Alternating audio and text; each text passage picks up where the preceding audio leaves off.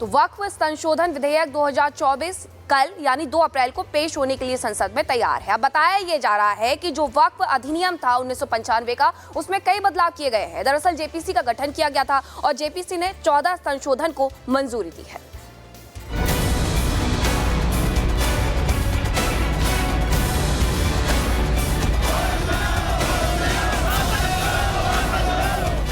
केंद्र और AIMPLB यानी all India personal law board वक्फ संशोधन विधेयक 2024 को लेकर एक मत नहीं दिख रहे। इस विधेयक को अगस्त 2024 को लोकसभा में पेश किया गया था। हालांकि सदन में गर्मा गर्म बहस के बाद इसे संयुक्त संसदीय समिति को भेज दिया गया था।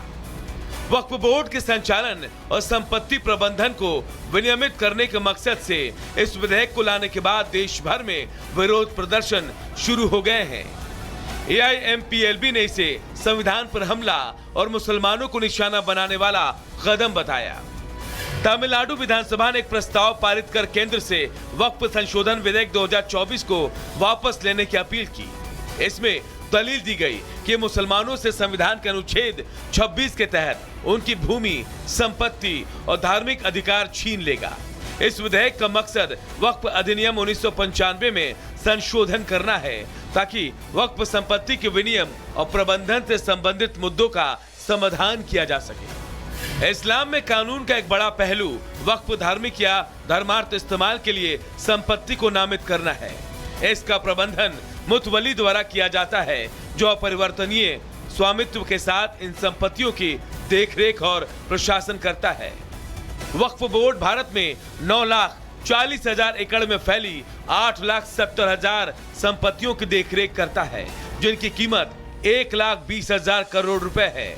विधेयक में वक्फ अधिनियम की धारा 40 को हटाने का प्रस्ताव है, जो बोर्डों को वक्फ संपत्ति की स्थिति निर्धारित करने का अधिकार देता है। विधेयक में वक्फ बोर्डों में मुसलमान, महिलाओं और गैर मुस्लिम प्रतिनिधित्व और वोहरा समाज और आगा खानियों के लिए एक अलग बोर्ड का प्रस्ताव है।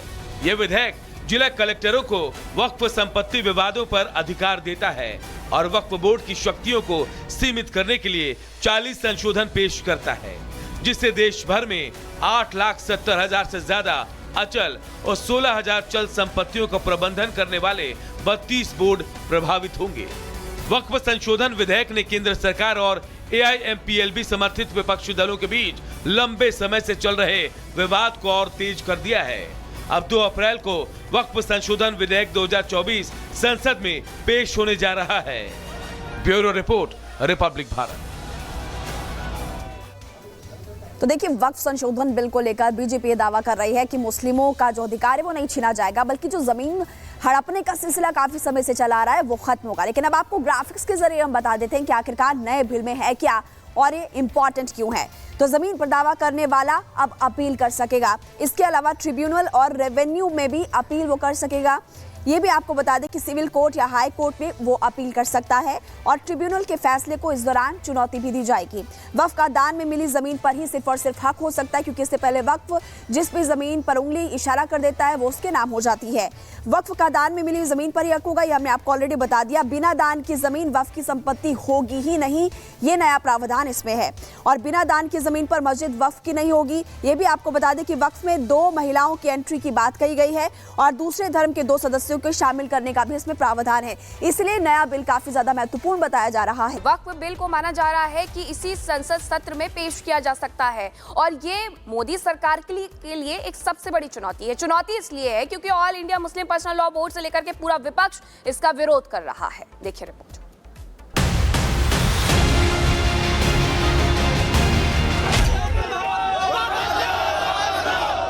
वक्फ की उल्टी गिनती शुरू हो गई है। बस कुछ घंटों का इंतजार है जब वक्फ बिल देश की संसद में पेश होगा और वक्फ बोर्ड इतिहास बन जाएगा।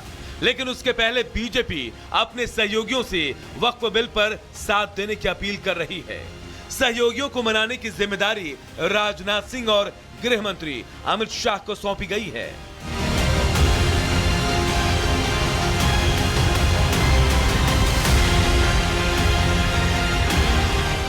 हालांकि बिल के विरोध में और बिल के समर्थन में दोनों तरफ लोग आमने सामने हैं।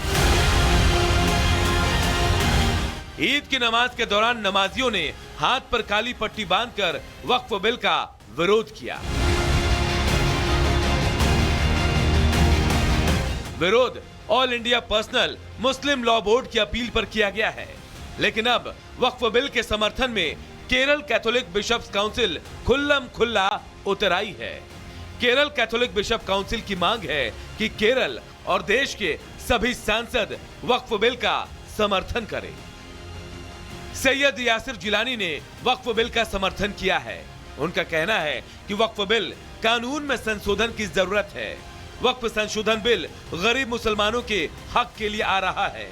वहीं सपा सांसद जियाउर रहमान बर्क ने वक्फ बिल का विरोध करते हुए कहा कि देश के 40 करोड़ मुसलमानों के हकों को छीनने वाला बिल है। वक्फ जो संशोधित होकर बिल आ रहा है वो गरीब मुसलमानों के हक के लिए आ रहा है। अब तक वक्फ में पिछले 60 सालों में अगर देखें तो कांग्रेस और कांग्रेस के समर्थन वाली राज्य और केंद्र में सरकार रही, जहां वक्फ पे कब्जा किया, लैंड माफिया वहां मौजूद रहा, वहां की ज़मीनों को कब्जा करके खुद जो सरदार थे वो अमीर हो गए और जो गरीब मुसलमान थे उनको और गरीब बना दिया। ये डिफरेंसेस समाज को धीरे धीरे समझ में आ रही है और इसलिए समाज भी अब मुस्लिम पर्सनल लॉ बोर्ड और विपक्ष के जो लीडर जो काली पट्टी बांध के घूम रहे हैं उनसे सवाल कर रहा है कि आप संशोधित बिल को आने तो दीजिए। सभी लोग इस वक्फ बिल के मुखालफत में हैं क्योंकि ये बिल हमारे हकों को, हमारे 40 करोड़ मुस्लिम समाज के लोगों को हकों को छीनने का है, तो इसलिए हम मजबूती के साथ इस बिल के विरोध करेंगे। सरकार का दावा है कि वक्त की मांग यही है कि कानूनों में संशोधन हो। इसी को देखते हुए सरकार ने सभी स्टेक होल्डर्स की राय को लेकर बिल तैयार किया। वक्फ बिल में जो जरूरत चीज़ है, जो लोगों का भला के लिए, गरीब मुसलमानों के लिए, महिलाओं के लिए और पिछड़े वर्ग जो है मुसलमानों में उनके लिए और सब के लिए वक्फ अमेंडमेंट बिल का प्रावधान किया जा रहा है। केंद्रीय मंत्री किरण रिजिजू ने विपक्ष पर आरोप लगाया कि विपक्ष मुस्लिम समाज को उकसाने और भड़काने की कोशिश कर रहा है। मोदी सरकार का दावा है कि वक्फ बिल पास होने के बाद किसी भी मस्जिद या धार्मिक स्थल पर कोई खतरा नहीं होगा, लेकिन कांग्रेस का यही कहना है कि वक्फ बिल का विरोध करे।